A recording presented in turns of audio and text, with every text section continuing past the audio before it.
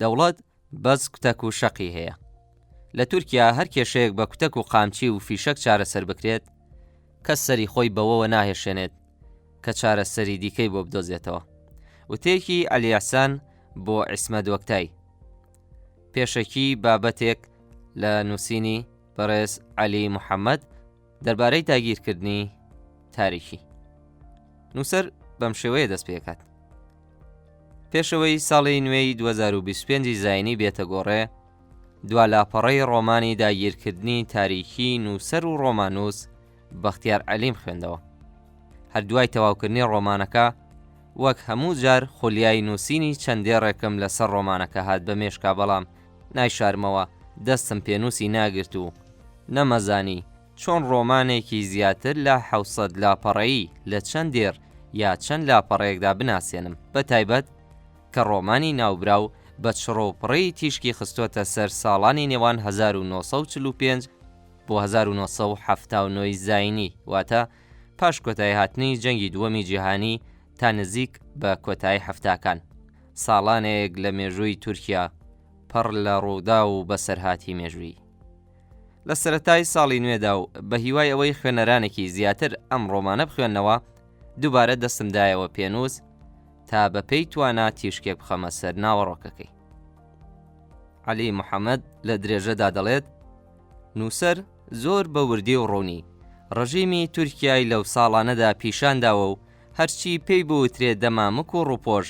لەسەر دەسەڵاتدارانی لاداوە و ڕووی فاشیستی ئەوان و قێزەونی سیاسەتیانی خستۆتە ڕوو. بەختیار عەلی لە دەموزمانی کارکتەرە جیاوازەکانەوە و لە نێو چیرۆک و ڕووداوی دڵتەزێنەوە ئاشکرای کردووە کە هەرچی یاسا و ڕێسای دموکراسی و مافی مرۆڤە لای ئەو ڕژیمە پوچ و بێبەهایە. دەسەڵاتدارانی ئەو وڵاتە هەر لە ساتە وەختی دامەزراندنی دەوڵەتەکە و داڕشتنی دەستور و یاسا و ڕێسا و بوونی کەماڵاتە تۆرکەوە هەرچی هەوڵ و تەقەلایانە خستۆتە گەڕ بۆ ئەوەی بیسەلمێنن کە تاکە نەتەوە و تاکە ئاڵا و تاکە خاک کە هەبێ هەر تورک و هی تورکانە، تاکە زمانیش هەبێ هەر زمانی تورکیە، ئەوانەی دیگەر تارماییشیان هەبێ ئەوان مایەی هەڕەشە و لە یەکترازانی کۆمەڵگا و لە بینبرنی شارستانیەتی تورکانە. بۆ ڕەوانەوەی ئەم تارمایی و هەڕەشە و مەترسیانە نووسەر زۆر شارەزایانە لە نێو چیرۆک و ڕووداوەکاندا تیشکی خستۆتە سەر ئەو هەموو هێرش و پەلامارە نامرۆڤانەیە کە دەسەڵاتدارانی تورکیا هاوشێوەی نازیەکانی ئەڵمانیا زۆر بەتوند و تیژی کوشت و بڕی کوردان و ئەرمەنی و یۆنانی و عەلەویەکانیان کردووە و هەرچی کەمێک دەنگی هەڵبڕی بێ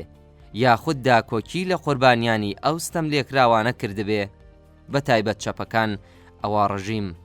بە دەردی ئەوانی بردوون. لەم ڕۆمانەدا وەک هەندێک ڕۆمانی تر نووسەر نەهاتووە بە حەز و ویست و بەرژەوەندی خۆی چیرۆک و ڕوودا و پاڵەوان دروست بکە و دەستکاری ڕابردوو بکە و تەنانەت هەندێک ڕووداوی نەخوازرا و کە ڕووی داوە باز نەکات. نەخێر، بۆ نمونە ئەو بوێرانە و زۆر بە سادەیی و هەروەک ئاماژەمان پێدا لە نێو گێڕانەوە ئەدەبیات تایبەتەکەی خۆیدا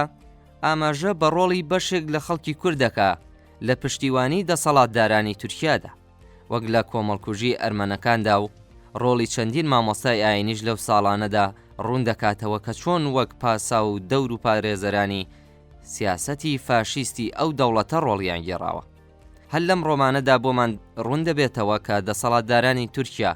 لە نێوان ئەو ساڵانەی کە ئاماژەمان پێدا هەوڵی وەشاندنی گورجی توندیان لە خەڵکی کوردستان داوە، بەوەی کە بەر لە هەموو شت دژایەتی سەختی زمانەکەی بکەن و ئینکار لەبوون و بایەخ و گرنگی زمانی کوردی بکەن. بۆ ئەمەش لە سەرانی پلە باڵای دەوڵەتەوە تا ئەفسەر و دەرەجادارە بەرز و نزمەکان، تەنانەت مامۆستا و پزیشک و دادوەر و پارێزەر و کەناڵەکانی ڕاگەیاندن و دام و دەستگا سیخوڕی و هەواڵگریەکانیان خستۆتە گەڕ بۆ شوێنەونکردنی زمان و کەلتور، تەنانەت سروشتی ناوچە کوردنشینەکان، ناو ناوبانگیان، تەنانەت ئاژەڵە کێویەکانیش. هەر لەم ڕۆمانەدا خوێنەر تێدەگات کە دەسەڵاتدارانی تورکیا هەر بە نکۆڵیکردن و بە سوتماکردن و کوشت و بڕی کوردان خۆشحاڵ و سەربەست نەبوون. پێیان وانە بووە کە کە بەم هەوڵ و تەقالایانە ئیتر مەرام و مەبەستەکانیان بۆ مەیسەر بووە. بەڵکو بە درێژایی ساڵانێکی زۆر ئەوەیان بۆ سەلماوە کە ئەوەی بە تەواوەتی مایەی هەڕەشەیە و هەرگیز بۆیان داگیر ناکرێ، ئەو بەشە تاریک و سامناکەیە کە لە نێو خەڵکانی ستەملێکراودا هەیە و زەین و فکریانی داگیر کردووە. ئەو ڕۆحە دژی ستەمکاریەیە کە هەر ڕۆژێک بێت و دژی ستەمکار دەبوژێتەوە و کۆی لەبوون و ژێردەستی ڕەت دەکاتەوە و پێش ئەو ساتە وەختەش سەرچاوەی ترسی هەمیشەی و دڵە ڕاوکێیە بۆ سەرانی دەوڵەت و تەواوی ئەوانەی لەو سیاسەتە فاشیستی و پڕتاوانکاریە تێوەگلاون. دەبێ وەش بڵم کە نووسەر زۆر بە وردی نەک هەر سەر و سیمای کارکتەرەکان، جلوبەریان، شێوەیە خاوتنیان، جوڵەی دەست و خاچ و چاو برۆیان، بەڵکو زۆر شارەزایانە ڕۆچووە بەناو بیر و زەینیاندا، بەنێو خولیا و خەو و مەرام و مەبەستیاندا. بەختیار هەر نەچۆت تیژ بخاتە سەر مەرگەسات و ڕووداوە تراژیدیەکان و سیاسەتی ناسیۆنالیستی فاشیستانەی دەسەڵاتداران، بەڵکو ئەو خولیا و خەون و مەبەستانەشی بەڕوونی بەیان کردووە کە لە مێشکی یەک بە یەکی دەسەڵاتدارانی تورکیادا دەگوزەرێ، نەک هەر پارت و حیزبی حکومڕان، بەڵکو ئەوانشی پرۆپاگەندای ئۆپۆزیسیۆن بوون دەکەن، بەڵام لە هەموو تاوانە نامرۆڤایەتیەکانی ڕژیم شەریک و تەبان. لێدوان لەسەر ئەم ڕۆمانە ناوازەیە لە چەند دێڕ و لاپەڕەدا تەواو نابێ، وا باشترە بۆ خوێنەری ئازیز کۆتایی پێبهێنم تا زۆری نەمان بیخوێنینەوە و زیاتر و زیاتر لە جۆری بیرکردنەوە و خەون و خەیاڵە تورانی و عوسمانیە فراوان خوازیەکانی دەسەڵاتدارانی تورکیا و هاوکارانیان تێبگەین، بە تایبەت کە هەر ئێستاش دەبینین و زیانمەندین بە بەردەوامی ئەم سیاسەتە ڕەگەزپەرستیە خێزەونا، نەهەر لە ناوخۆی تورکیادا، بەڵکو لە ڕۆژاوای کوردستان و لە باشوور و بگرە لە هەموو ناوچەکەدا. شایانی باسە کە ئەم ڕۆمانە لە ساڵی 2020 زاینیدا لەلایەن ناوەندی ڕەهەندەوە چاپکراوە و بۆ چەند زمان و شێوە زمانێک وەرگێڕدراوە، وەک عەرەبی و فەڕانسی و فارسی و کرمانجی. بەو هیوای گوێبیستی وەرگێڕانی زیاتری بین بۆ زمانە جیاجیاکە.